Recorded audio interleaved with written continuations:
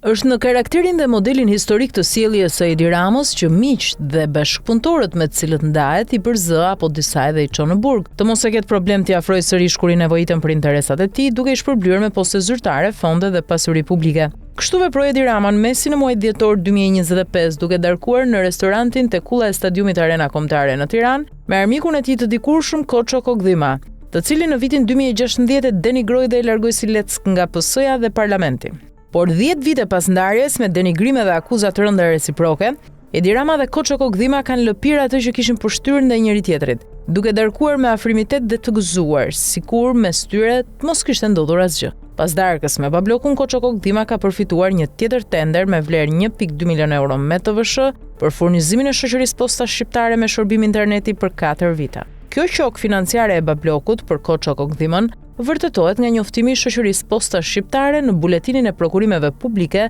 të datës 9 shkurt 2026, ku thuhet se fituese e tenderit për furnizimin me shërbim interneti është kompania Abiznet ShPK. Aq shumë janë ridashuruar Rama dhe Kokdhima pas 10 vitesh ndarje dhe armiqësie sa drejtuesit e Postës Shqiptare ja dhanë tenderin me ofertë 1.2 milion euro me TVSH, ndonse dy kompani të tjera kishin oferta financiare përkatësisht 300.000 euro dhe 120.000 euro më të ulta. Mirëpo, kur në tender marrin pjesë miqtë e Bablokut, sidomos kur ka urdhër të drejt për drejt për rikthimin e tyre në tender, asnjë ministër, drejtor apo kryebashkiak nuk guxon të mos e zbatojë urdhrin, edhe duke shkelur ligjin dhe duke pranuar vlera më të larta financiare. Kujtojmë se pas darkës me Bablokun, Koço Kokdhima më 26 janar 2026 rezultoi përfitues edhe në tenderin me vlerë rreth 6 milion euro për furnizimin me internet të Agjencisë së Shoqërisë së Informacionit për 2 vite.